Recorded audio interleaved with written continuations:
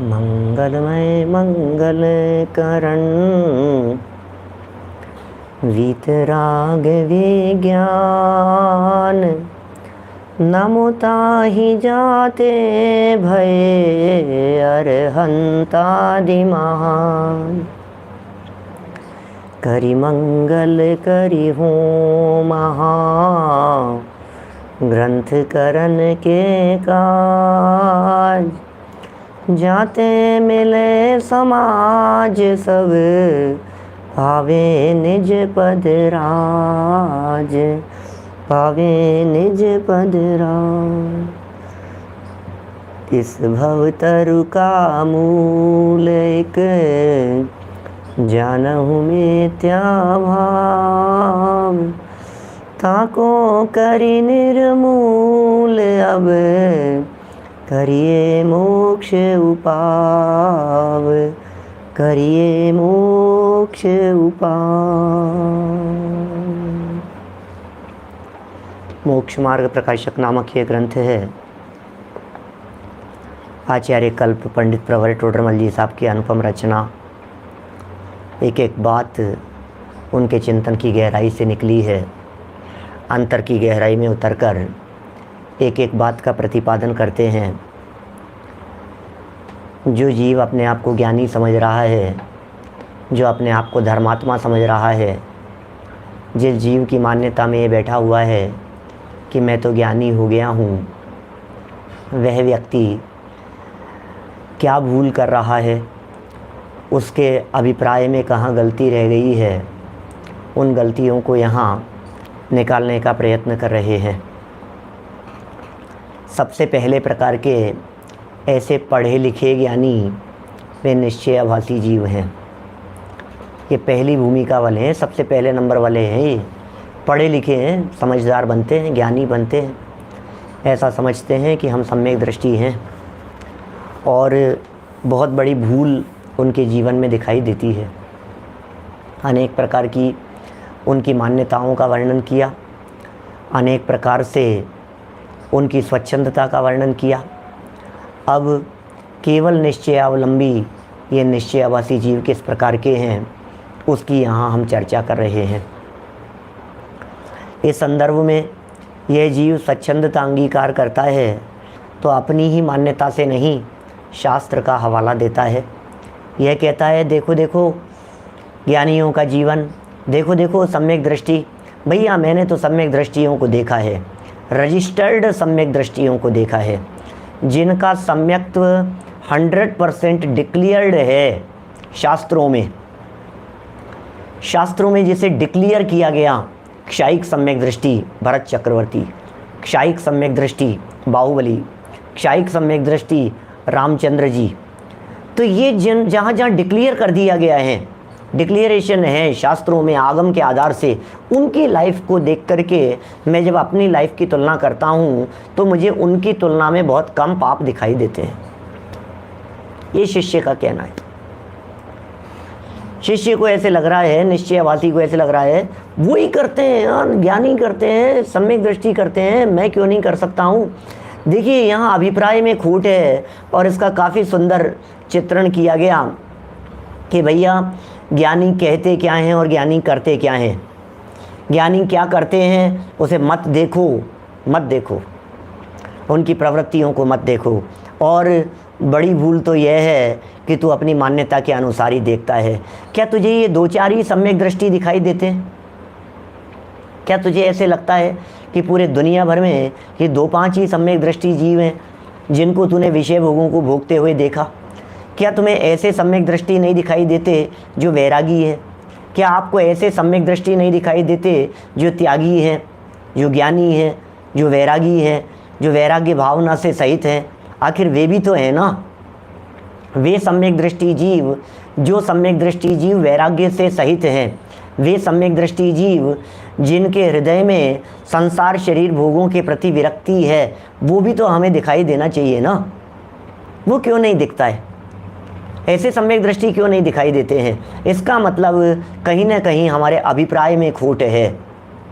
स्वयं तो महंत बने रहना चाहता है और स्वच्छंदता को अंगीकार करता है शास्त्र का आधार लेकर के, बातें जिनवाणी की करता है और अपनी मिथ्या मान्यता का पोषण करता है।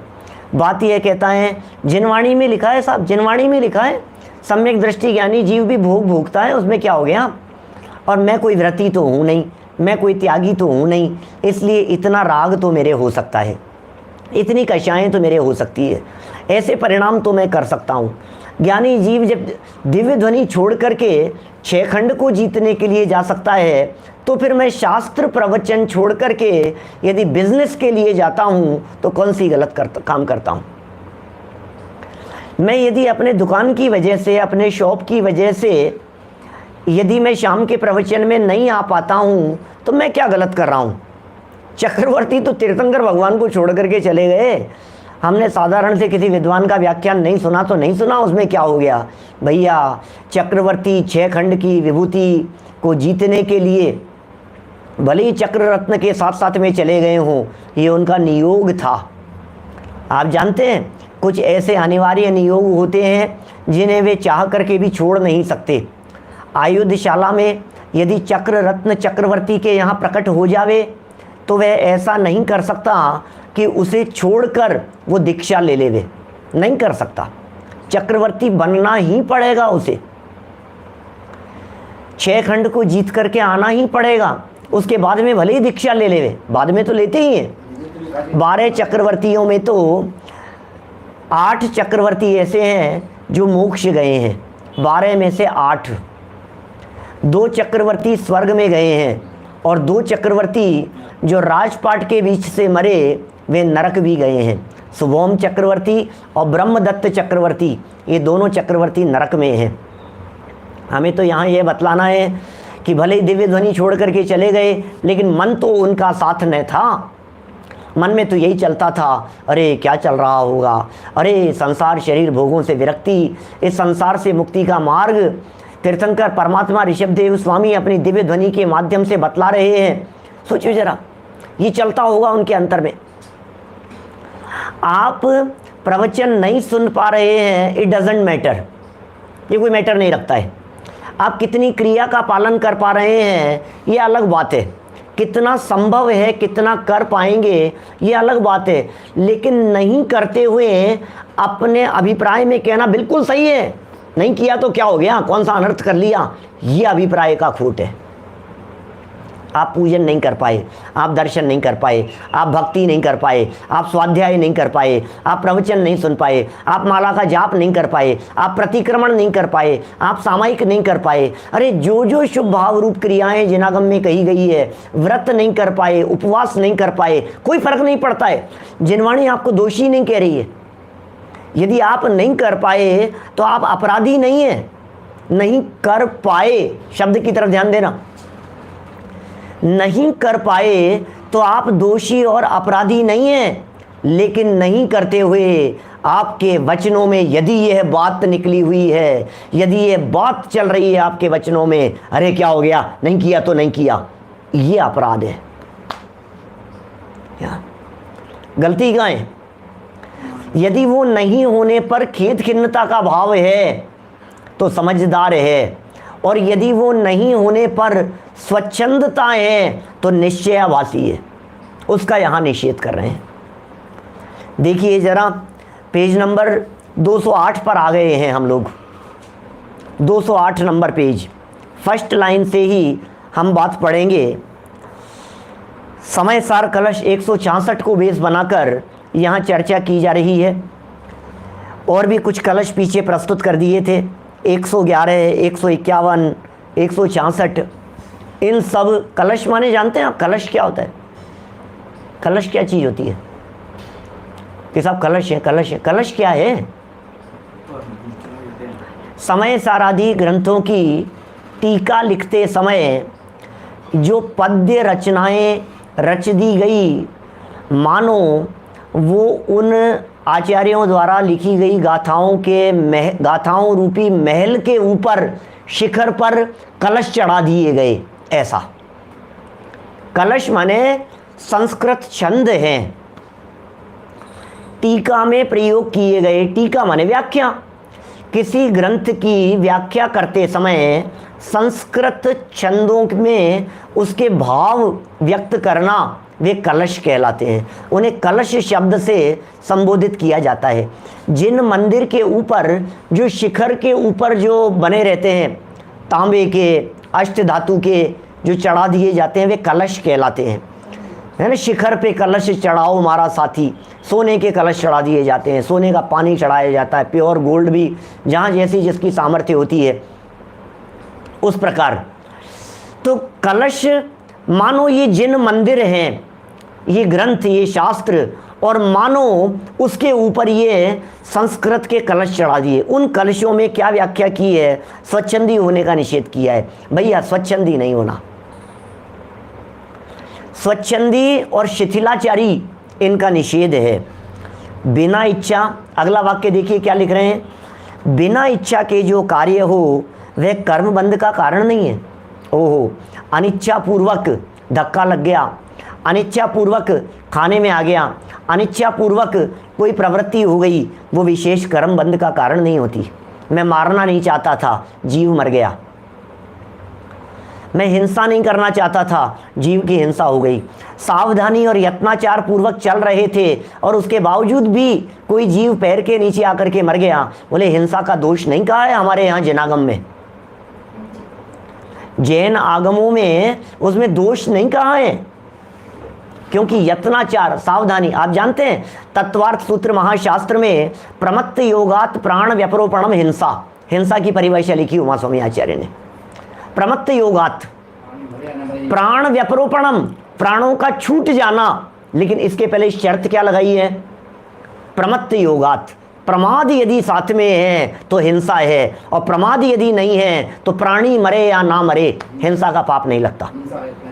हिंसा अयत्नाचार से, असावधानी से हिंसा का दोष लगता है, अयत्नाचार से हिंसा का दोष लगता है। देखिए, इच्छा के बिना जो कार्य हो वे कर्म बंध का कारण नहीं होता। अरे आप जैनागम के कानून की क्या बात करें, अकृत्रिम शाश्वत कानून की क्या बात करें, हम तो कहते हैं लौकिक कानून, हिंदुस्तान का कानून। आप जिस भी देश में बैठ करके सुन रहे हैं, उस देश का कानून भी शायद इस तरह का होगा। इंटेंशन का फल लगता है, इंटेंशन का पाप लगता है। डिफेंस में यदि सामने वाले की यदि हत्या हो गई है, मर गया है, अपने बचाव में यदि सामने वाला जीवित नहीं बचा है, तो सरकार, कानून, न्याय व्यवस्था उसे बाइज्जत बरी कर देती है, इसका कोई दोष नहीं है।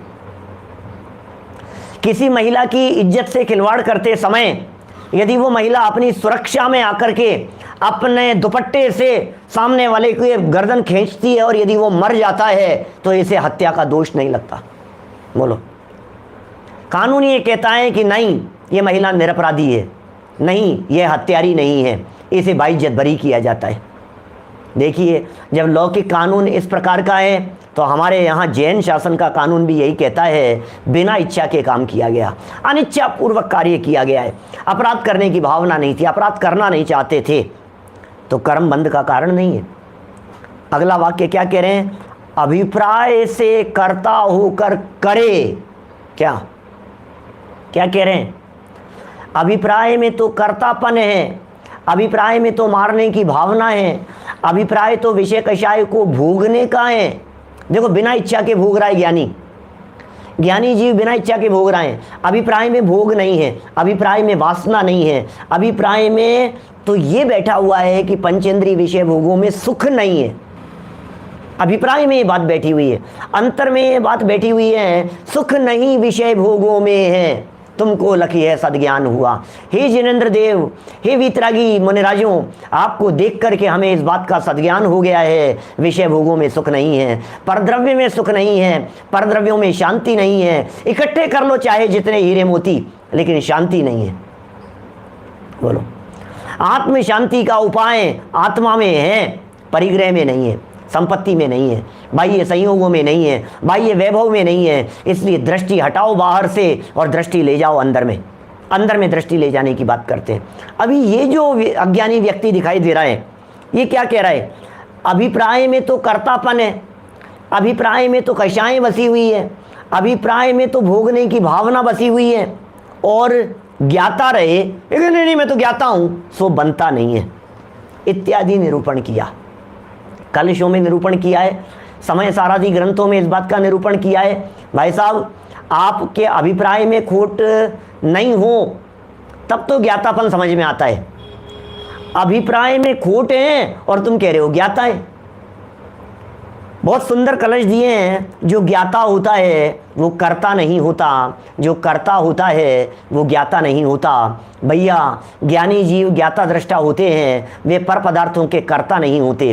कर्तृत्व की जो मान्यताएं, मैं करता हूं, कर्ता हम इति मन्यते, ये महा अपराध है, ये महादोष है, कर्तापन की मान्यता। और जब कभी हम क्रमबद्ध पर चर्चा करते हैं, दादा भी कई बार जब क्रमबद्ध की व्याख्याएं शुरू करते हैं, कोई भी धर्म दर्शन संप्रदाय वाला हो, सबके मूल में एक बात निकल करके आएगी, इस जीव को अकर्ता सिद्ध करना। बोलो आप हिंदू हो, वैष्णव संप्रदाय वाले हों, मुसलमान हों, ईसाई हों, किसी भी धर्म दर्शन संप्रदाय वाले हों, वे बहुत अधिक सूक्ष्मता में जाकर के भले ही चर्चा नहीं करते, लेकिन इस मान्यता में, इस अभिप्राय में तो सभी लोग एकमत हैं कि हे जीव तुम करता नहीं हो। क्या हम तो क्या कहते हैं, जैन दर्शन, जैन परंपरा तो क्या कहती है, एक द्रव्य दूसरे द्रव्य का कर्ता धर्ता नहीं है। ये जैन परंपरा है। ईश्वर कर्तृत्व का निषेध, ये जैन परंपरा है।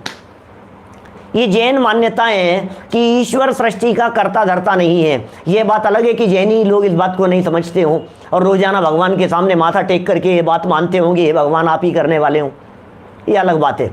लेकिन वस्तु स्थिति तो यही है, सारा जिनागम, सारे आगम, पूरा का पूरा द्वादशांग, आचारांग, सूत्रकृतांग, स्थानांग, समवायांग, व्याख्या, प्रकृति, ज्ञात्र, धर्म, कथा, उपासक, अध्ययन, अंतकृत दशा, उत्तरोपातिक दशा, प्रश्न, व्याकरण, विपाक, सूत्र, दृष्टिवाद, सारे के सारे आगम इस बात का वर्णन कर रहे हैं कि अकर्ता है, एक द्रव्य दूसरे द्रव्य का कर्ता धर्ता नहीं है। हम पर पदार्थों के कर्ता धर्ता नहीं है, पर वस्तु के कर्ता धर्ता नहीं है। जीव पुद्गल का कर्ता धर्ता नहीं है, पुद्गल जीव का कर्ता धर्ता नहीं है। ये तो जिनागम है। ईश्वर सृष्टि का कर्ता धर्ता नहीं है। आपको मालूम है, विश्व में व्याप्त समस्त धर्म दर्शनों में 3 दर्शन ऐसे हैं जो दर्शन नास्तिक दर्शन कहलाते हैं। सुना पढ़ा कभी आपने? 3 दर्शनों को, 3 मान्यताओं को नास्तिक दर्शन कह करके पुकारा जाता है। ईश्वर को नहीं मानने वाले सैकड़ों भारतीय दर्शन हैं, 6 दर्शन मुख्य कहलाते हैं। 3 दर्शनों को ये कहा जाता है कि ये नास्तिक है। एक तो है चारवाक दर्शन। चारवाक दर्शन वाले क्या कहते हैं? ऋणम कृत्वा घृतम पिबेत भस्मीभूतस्य देहस्य पुनरागमनम कुतः। अरे कुछ नहीं, पंचभूत से उत्पन्न होता है, पंचभूत में वापस विलीन हो जाता है। ये चारवाक दर्शन वाले ईश्वर को नहीं मानते। बौद्ध दर्शन ईश्वर को नहीं मानता, अनीश्वरवादी कहते हैं। और जैन दर्शन वालों को भी दर्शन शास्त्र में, फिलॉसफी डिपार्टमेंट में यदि आप जाकर के बात करेंगे, किसी भी यूनिवर्सिटी में, किसी भी दुनिया के में चलने वाले डिपार्टमेंट में जो फिलॉसफी यहाँ पढ़ाया जाता है, वहाँ आपको बात कहेंगे कि जैन लोग ईश्वर कर्तावादी नहीं है। जैनियों के यहाँ ईश्वर कर्तृत्व नहीं होता। अब हमें ये कहना है ईश्वर कर्तृत्व नहीं है और एक द्रव्य दूसरे द्रव्य का कर्ता नहीं है, इसका मतलब स्पष्ट यह हुई कि जो कर्ता होगा वो ज्ञाता नहीं रह सकता। ज्ञाता दृष्टा रहो, ये जिनागम का मार्ग है, सहज ज्ञाता दृष्टा रहो। तो ये कह रहे हैं अभिप्राय में कर्ता होकर के करे और ज्ञाता रहे, यह तो बनता नहीं है, इत्यादि निरूपण किया है, शास्त्रों में ये निरूपण किया है। इसलिए उस निश्चयवासी जीव की मान्यता पर चोट मार रहे हैं। इसलिए रागादिक को बुरे अहितकारी जानकर उनके नाश के अर्थ उद्यम करना। ओह, क्या कह रहे हैं? रागादिक बुरे हैं, उद्यम होना चाहिए, प्रयत्न होना चाहिए, राग के नाश का प्रयत्न होना चाहिए, द्वेष के नाश का प्रयत्न होना चाहिए, कषायों को जीतने का प्रयत्न होना चाहिए, कषायों पर विजय प्राप्त करने की भावना होनी चाहिए। अभिप्राय में ये बात रहनी चाहिए कि राग का अंश मात्र भी बुरा है, कषायों का अंश मात्र भी बुरा है। अरे हमारे भगवान अकषायी होते हैं, भगवान बनने का मार्ग कषायों को छोड़ने का मार्ग है। बोलो, राग द्वेष से रहित होते हैं भगवान। क्या बहुत सुंदर श्लोक हैं हरिभद्र सूरी के और हेमचंद्राचार्य के, दोनों के न्याय शास्त्रों को पढ़ते समय हमने पढ़े थे। दोनों आचार्य यद्यपि श्वेतांबर आचार्य हैं, हरिभद्र सूरी और हेमचंद्राचार्य, लेकिन दोनों के द्वारा लिखे गए जो श्लोक हैं, न्याय शास्त्र के प्रकांड विद्वान रहे, न्याय शास्त्रों में पढ़ाया जाता है आचार्य करते समय, फिलॉसफी से आप डिग्री लेते समय इन सब बातों को पढ़ाया जाता है। दो श्लोक बहुत मार्मिक बतलाता हूं आपको। पता है क्या लिखते हैं वे? एक श्लोक तो ऐसा लिखा हरिभद्र सूरी ने, न श्वेतांबरत्वे न दिगंबरत्वे न तर्कवादे न च तत्ववादे न पक्षपाताश्रयेण मुक्ति कषाय मुक्ति किल मुक्ति रेव। तर्क से मुक्ति नहीं है, न्याय से इससे मुक्ति नहीं है, उससे मुक्ति नहीं है, दुनिया भर के उदाहरण दे दिए और अंत में क्या कह दिया? कषाय मुक्ति को मुक्ति कहा जाता है। कषायों से मुक्ति की चर्चा है। और एक दूसरा श्लोक हेमचंद्राचार्य का लिखा हुआ, भव बीजांकुर जननाम रागाध्याक्षयमुपागता यस्य ब्रह्मा वा विष्णुर्वा हरो जिनो वा नमस्तस्मै। भाई साहब क्या कहते हैं? हमारा मस्तक उनके चरणों में झुकता है जिन्होंने रागादिक का अभाव कर दिया हो। भव बीज अंकुर, इस संसार का बीज है क्या? रागादिक। रागादिक, राग द्वेष कषाय भाव इस संसार का मूल है। जिन्होंने उसका क्षय कर दिया हो, फिर आप उन्हें चाहे ब्रह्मा नाम दो, आप चाहे उन्हें विष्णु नाम दो, आप चाहे उन्हें महादेव नाम दो, आप चाहे उन्हें शंकर नाम दो, आप चाहे उन्हें जिनेंद्र देव नाम दो, चाहे आप उन्हें तीर्थंकर कहो, चाहे आप उन्हें अरहंत कहो, हम ये कहना चाहते हैं हमारा मस्तक उनके चरणों में झुकता है। वही बात है जो बात मेरी भावना में कही गई है, जिसने राग द्वेष काम आदि जीते। क्या बोलो, समझ में आ रही है बात? जिसने राग द्वेष काम आदिक जीते, सब जग जान लिया। राग द्वेष से रहित हैं हमारे भगवान। भगवान तो राग द्वेष से रहित हैं। भगवान बनने के मार्ग में लगे हुए साधक कैसे हैं ये बतलाइए। रागादिक को नष्ट करने की भावना वाले साधक हैं। इन आचार्यों को मैंने एमए करते समय पढ़ा था 97 में, तब से ही याद है। देखो कितनी सुंदर सुंदर बातें। इसलिए रागादिक को रागादिक बुरे हैं। बुरा कौन है? जगत में कोई वस्तु बुरी नहीं है, जगत में कोई पदार्थ बुरा नहीं है, दुश्मन बुरे नहीं है, शत्रु बुरे नहीं है, रोग बुरा नहीं है, बीमारी बुरी नहीं है, तकलीफ दिखाई दे रही है वो बुरी नहीं है। उसके प्रति होने वाला द्वेष का परिणाम, उनके प्रति होने वाले राग के का अभाव, या राग नहीं है या राग बहुत तीव्र है, ये वास्तव में तकलीफ का कारण है। भैया परद्रव्य को सुख दुख का कारण मानना ये महाभूल है। परद्रव्य को राग द्वेष का कारण मानना ये महाभूल है। परद्रव्य का लक्ष्य करके यह जीव स्वयं रागी द्वेषी होता है। भूल अपनी है, परद्रव्य का दोष नहीं है। परद्रव्य नहीं कराता है विकार, परद्रव्य विकार नहीं कराता है। इसलिए परद्रव्य में भले बुरेपन की जो कल्पना है, उस कल्पना का त्याग यहाँ कराते हैं। क्या बुरा है? राग बुरा है, कषाय बुरा है, वस्तु नहीं अभिप्राय बुरा है, मिथ्यात्व बुरा है, मान्यता में खोट है। इसे यहाँ से सुधारना है, इस जगह से बदलना कहाँ है? ये परद्रव्य को बदलना चाहता है, ये संयोगों को बदलना चाहता है, ये वस्तुओं में उठापटक करना चाहता है। आचार्य देव कहना चाह रहे हैं भैया वस्तुओं में उठापटक मत करो, मान्यता बदलो। मान्यता और अभिप्राय बदल करके इसके जीवन में मोक्ष मार्ग प्रकट होने का रास्ता खुल जाता है। अभिप्राय बदल गया। सम्यक दर्शन किसका नाम है? अभिप्राय बदलने का नाम सम्यक दर्शन है। बाहर में कुछ नहीं बदला, अंदर में अभिप्राय बदल गया। समझ में आ रही है बात? बाहर में कुछ नहीं बदला, अंदर में चिंतन बदल गया, मान्यता बदल गई, सोच बदल गया, दृष्टिकोण बदल गया। समझ में आ रही है बात? मति बदल गई। ये बदलना है भैया। वेश तो अनेक बार बदले, वेश बदले हैं हमने अनेक बार, कपड़े बदल लिए, वेश बदल लिए, चेहरे बदल लिए, रूप बदल लिए, अनेक अनेक प्रकार के वेश धारण कर लिए, लेकिन सब कुछ बदलते हुए भी मान्यता नहीं बदली।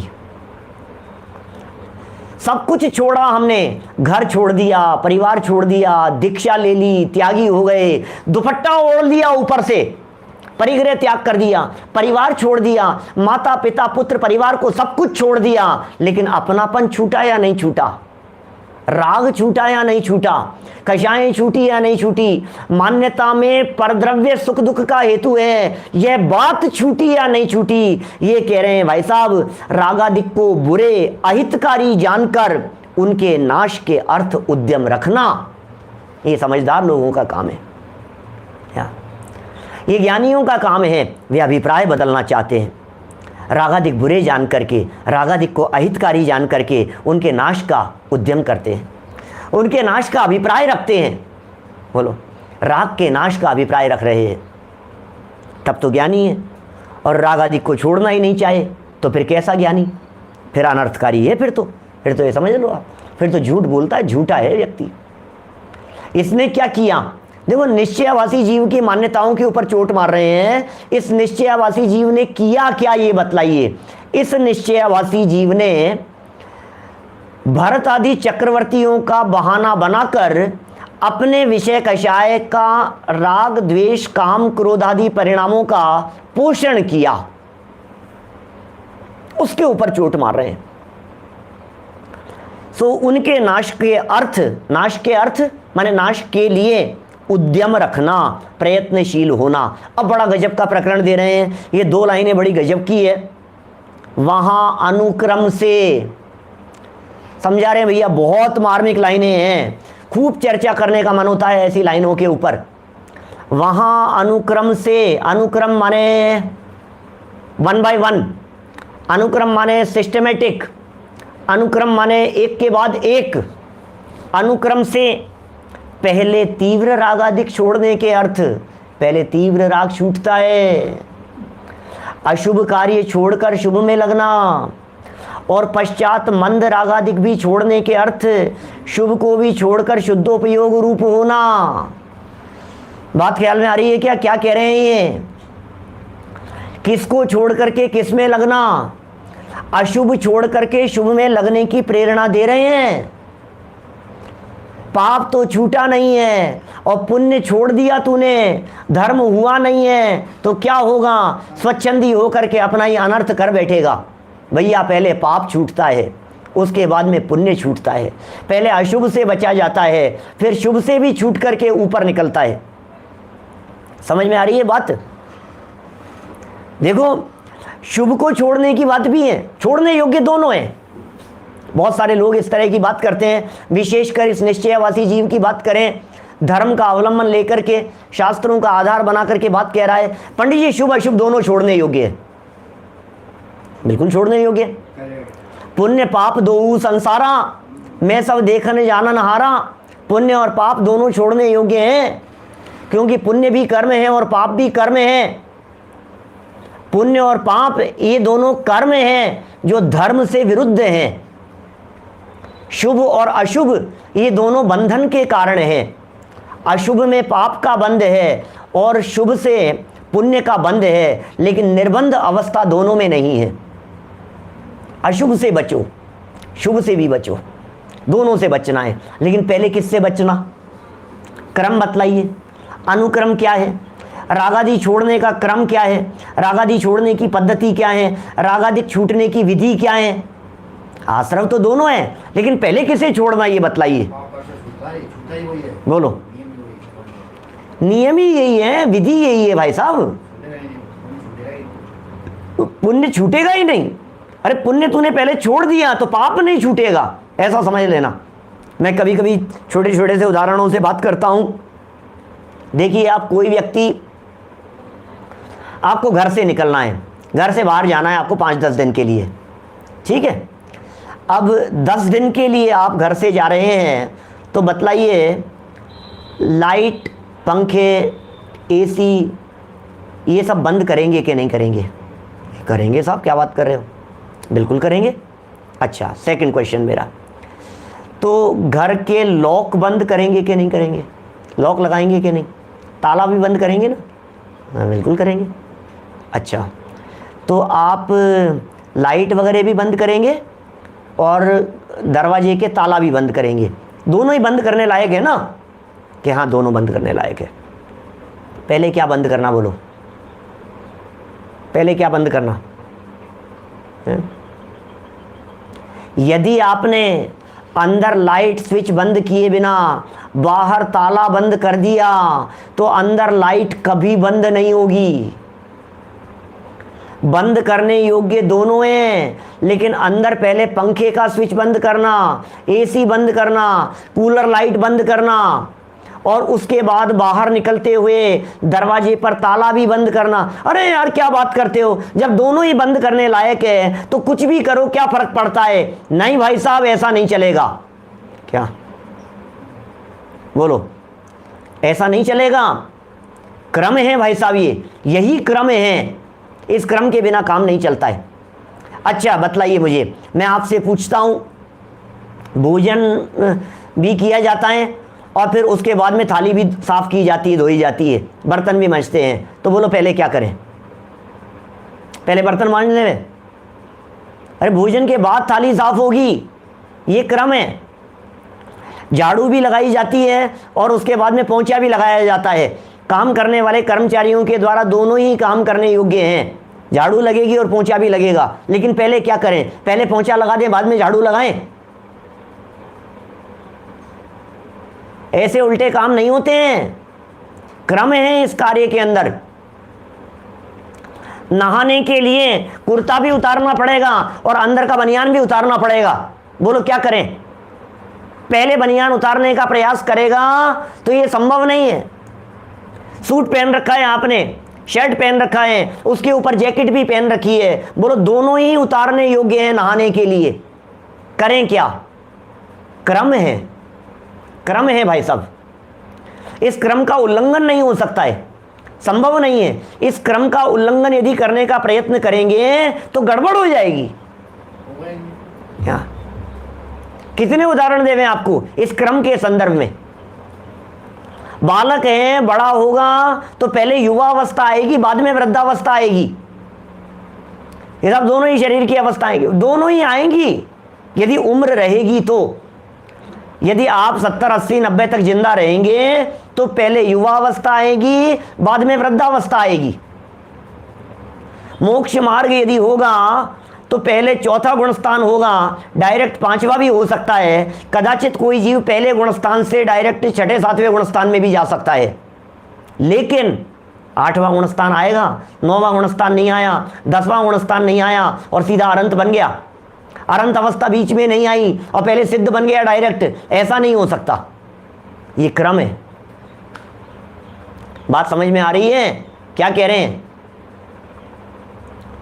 भाई साहब? ये पुण्य पाप के संदर्भ में बात कह रहे हैं। पहले पाप छूटेगा, पहले अशुभ छूटेगा, अशुभ छूटने के बाद फिर प्रयत्न करके शुभ छूटेगा और फिर शुभ छूटने के बाद शुद्धोपयोग होगा कि साहब अशुभ और शुभ दोनों ही छोड़ देने योग्य हैं। मैं एक काम करता हूँ, पहले मंदिर जाना छोड़ देता हूँ, मैं एक काम करता हूँ, पहले स्वाध्याय करना छोड़ देता हूँ, मैं एक काम करता हूँ, पहले जाप करना छोड़ देता हूँ, मैं एक काम करता हूँ, पहले पढ़ना पढ़ाना सुनना सुनाना स्वाध्याय आदि जितनी देव पूजा गुरु उपासना स्वाध्याय संयम तप दान इन सबको पहले छोड़ देता हूँ।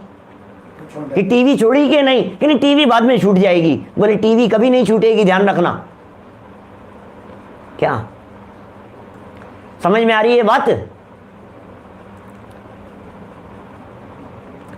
माने पाप से पहले विरक्त होवे, जिसके जीवन में अभी हिंसा नहीं छूटी है, वो अहिंसा रूप परिणाम को छोड़ने की बात करे, कैसे होगा? जिस व्यक्ति के जीवन में अभी अनीति अन्याय बेईमानी नहीं छूटी है, वो व्यक्ति न्याय से धन कमाने को छोड़ने की बात करे। भाई छोड़ने योग्य तो दोनों है, पाप तो दोनों है। अच्छा बतलाइए, पैसा कमाना पाप है या नहीं है? पैसा कमाना ये पाप है या नहीं है? कि साहब अन्याय से कमाएंगे तो पाप है और न्याय से कमाएंगे तब तो पाप नहीं है। कि सुनो सुनो, अन्याय से कमाएंगे तब तो पाप है ही, उसकी क्या बात करो? अन्याय से कमाएंगे तब तो पाप ही है। कि साहब न्याय से कमाया तब तो पाप नहीं है ना। कि सुनो, न्याय से कमाने पर भी जो कमाने का भाव है और न्याय से कमाने पर भी जो कमाया है, समझ में आ रही है बात? न्याय से कमाने पर भी जो कमाई है, क्या वो परिग्रह नाम का पाप नहीं है? पाप तो 5 है ना, हिंसा, झूठ, चोरी, कुशील, परिग्रह। तो परिग्रह नाम का पाप है ना। न्याय से कमाया कि अन्याय से कमाया वो अलग बात है, लेकिन कमाना मात्र पाप है। क्या? कमाने का भाव मात्र परिग्रह संचय का भाव है, वो पाप भाव है। तो फिर क्या करें साहब, बोलो? तो फिर न्याय से कमाना बंद कर देते हैं, क्योंकि न्याय से कमाना भी तो पाप है। तो फिर क्या करेगा? अन्याय से कमाएगा। पहले अन्याय से कमाना बंद करो, पहले अन्याय, अनीति, अभक्ष्य का त्याग करो। अन्याय, अनीति, अभक्ष्य जिसके जीवन में छूटेगा, फिर उसके बाद में न्याय से कमाना भी छूटेगा, और फिर उसके बाद में परद्रव्य और संयोग से छूटकर अपने में समा जाएगा। ये क्रम है, ये विधि है। अशुभ से डायरेक्ट शुद्ध नहीं होता, ये कह रहे हैं। ये क्या समझ रहा है? पाप तो छोड़ नहीं रहा है, विषय कषाय तो छूट नहीं रहे हैं इसके, और ये क्या कह रहा है? अशुभ से डायरेक्ट शुद्ध की बात कर रहा है, अशुभोपयोग से डायरेक्ट शुद्धोपयोग की बात कर रहा है। ऐसा 3 काल में नहीं हो पाएगा। ये क्रम है, ये सिस्टम है, ये विधि है, ये प्रक्रिया है, ये प्रोसेस है, ये स्टेप है। एक के बाद स्टेप चलेगा। अशुभ छूटा फिर शुभ, पहले बिजनेस छूटेगा, फिर स्वाध्याय भी छूट करके, फिर बिजनेस छोड़ो, दुकानदारी छोड़ो, दुनिया भर के ताम झाम को छोड़ो। जहाँ जहाँ पाप में उलझा हुआ था, हिंसा, झूठ, चोरी, कुशील, परिग्रह, इन आडंबरों के अंदर जहाँ उलझा हुआ था, पहले उनको छोड़ो, और उन्हें छोड़ करके क्या करो? शुभ भाव में आओ। शुभ भाव क्या है? पंच परमेष्ठियों की तरफ उपयोग लगाओ, देवगुरु धर्म की तरफ उपयोग लगाओ, जिनवाणी और तत्वज्ञान की तरफ उपयोग लगाओ। वहां से बच्चा इधर आ गया कि साहब पंच परमेष्ठियों की शरण में आ गया, अब तो भला हो जाएगा ना? कि नहीं होगा भला। पंच परमेष्ठियों की शरण में आने पर भी भला नहीं होगा। क्या बात कर रहे हो साहब? कि बिल्कुल नहीं होगा। तो फिर पंच परमेष्ठियों की शरण की बात क्यों कही? इसलिए कही कि पंच परमेष्ठी अपनी शरण में बिठाए नहीं रखते, वे इस जीव को चैतन्य आत्म तत्व की शरण में जाने का रास्ता बता देते हैं। इसलिए पंच परमेष्ठियों की शरण की बात कही गई है। मुनिराजों की शरण में क्यों जाना? यदि कोई मुनि होकर के भी ये बात कहे, आजा बेटा मेरी शरण में आजा, तू तो आजा आजा, बैठ मेरे पास बैठ, मैं तेरा उद्धार कर दूंगा, ये मेरी पीछी लग रही है तेरे माथे पर, मैं तेरा भला कर दूंगा, तो समझ लेना वो बराबर नहीं है, कहीं नहीं कहीं गड़बड़ी हो रही है। हमारे मुनिराज वे हो सकते हैं, त्यागी वे हो सकते हैं, संयमी वे हो सकते हैं, जो भूले हुए भटके हुए व्यक्ति को उसका रास्ता बतला देवे।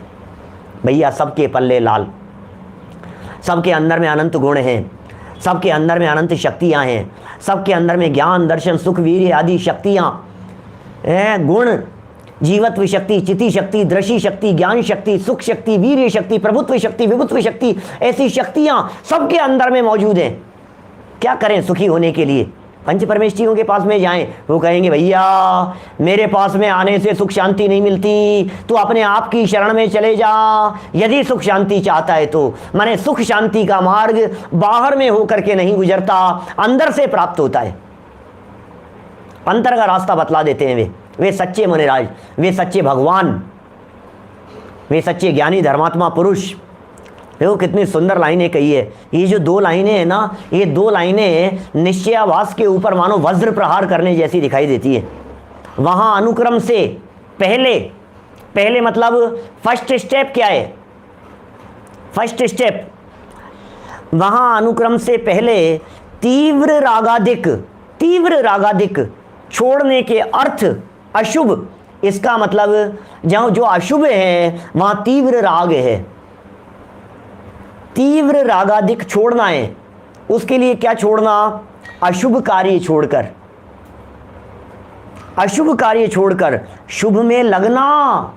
शुभ में लगना क्या कह रहे हैं? ये शुभ में लगने की प्रेरणा दे रहे हैं यार, गलत कह रहे हैं यार। ये तो ये लाइन यदि कोई व्यक्ति टोडरमल जी की आधी लाइन पढ़ ले वे, कोई स्वाध्यायी अभ्यासी व्यक्ति, तो कहेगा टोडरमल जी का बाइकाट कर दो। क्या लिख रहे हैं? शुभ में लगना। धर्म नहीं समझ रहे हैं, ये शुभ में लगने की बात कह रहे हैं। शुभ में कोई धर्म होता है क्या? शुभ और अशुभ में लगने को तो जुआ कहा गया है बनारसी दास जी के द्वारा। देखो लाइन कैसी लाइन लगती है, खतरनाक नहीं लगती है लाइन?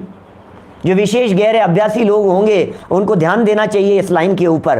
तीव्र रागादिक छोड़ने के अर्थ अशुभ कार्य छोड़कर शुभ में लगना। सुरेंद्र जी भाई साहब, शुभ में लगना, शुभ में लगने के लिए कह रहे हैं बराबर पूजन करना, बराबर भक्ति करना, बराबर स्वाध्याय करना, बराबर व्रत करना, उपवास करना, नियम लेना, प्रतिज्ञाएं लेना, संयम अंगीकार करना, बराबर ये कह रहे हैं अशुभ को छोड़कर शुभ में लगना, पाप छोड़कर पुण्य में लगना, ये कहना चाह रहे हैं। पाप तो छोड़ा और पुण्य में लगा नहीं, अब क्या होगा? इसका मतलब तूने पाप छोड़ा नहीं। क्या? पुण्य तो छोड़ा, शुभ तो छोड़ दिया, शुभ क्रियाओं का तो त्याग कर दिया, और धर्म में लगा नहीं, धर्म हुआ नहीं, आत्मा को पकड़ा नहीं, तो क्या होगा? अशुभ में आ जाएगा। देखो क्या कह रहे हैं, छोड़कर शुभ में लगना। लगना ये क्रम है, ये अनुक्रम की बात कह रहे हैं, इसलिए लगने की बात कह रहे हैं। लेकिन सुनो, शुभ में लगे मत रहना। वाक्य में फर्क समझना। शुभ में लगना लेकिन शुभ में लगे मत रहना।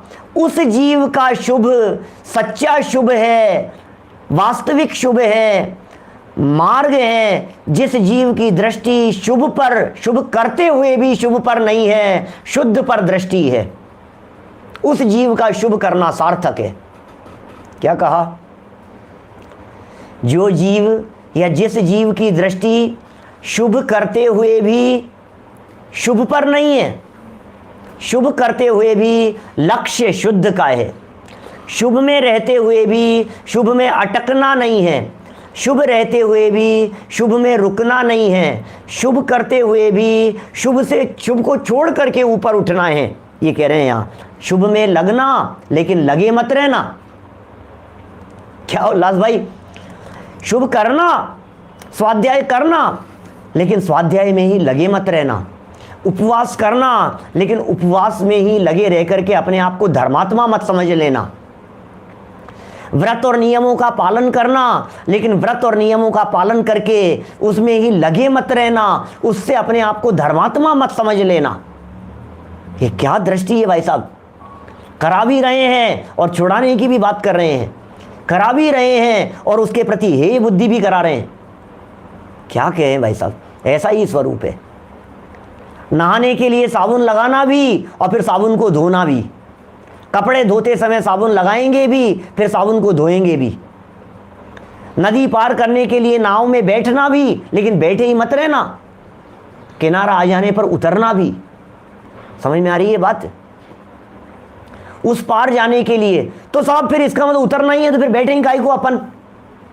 बोलो, जब हमारे को उतरना ही है, जब आपने ये कह दिया कि नाव से उतरना ही पड़ेगा, तो फिर क्या करें?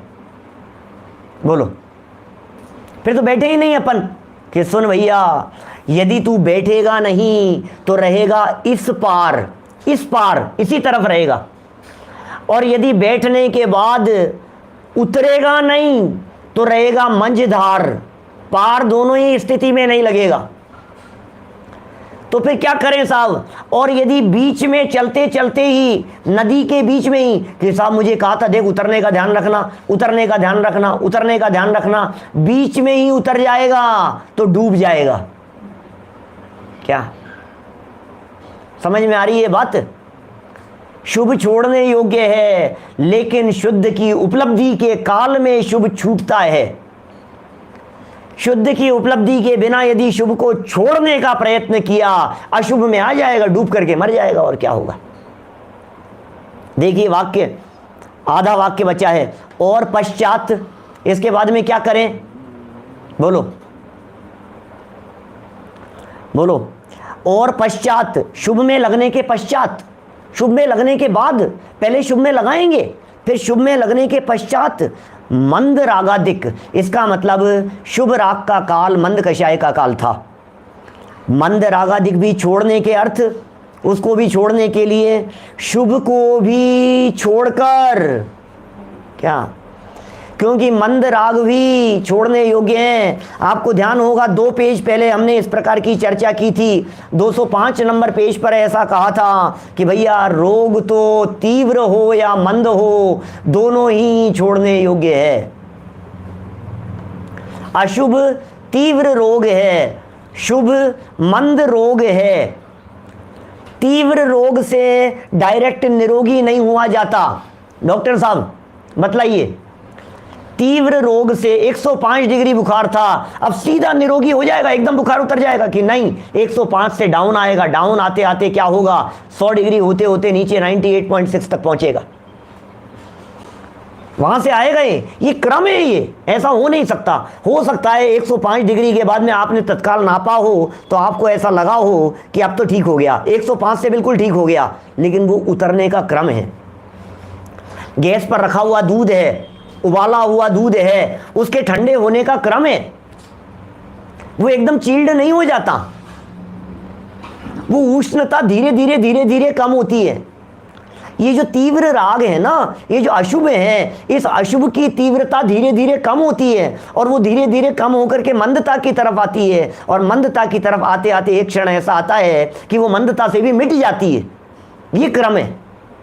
कितना सुंदर अनुक्रम की चर्चा की है। मंद रागादिक भी छोड़ने के अर्थ शुभ को भी छोड़कर शुद्धोपयोग रूप होना, ये प्रेरणा दी है भाई साहब। शुद्धोपयोग रूप होने की प्रेरणा यहाँ दी गई है और उसके लिए एक व्यवस्थित क्रम भी बतला दिया गया है। हम सभी इस क्रम को फॉलो करते हुए मोक्ष मार्ग में कदम बढ़ाएं और जीवन में कभी भी इस क्रम का उल्लंघन करने का प्रयत्न न करें। इसी मंगल भावना से बात को यहीं विराम देता हूं। निज निधि निज में बताई, यह अनंत उपकार है, उसके लिए जिन वाणी माँ को वंदना शत बार है, वंदना शत बार है। 9 बार नमोकार मंत्र का जाप करें। नमो हरिहंताणम, नमो सिद्धांत।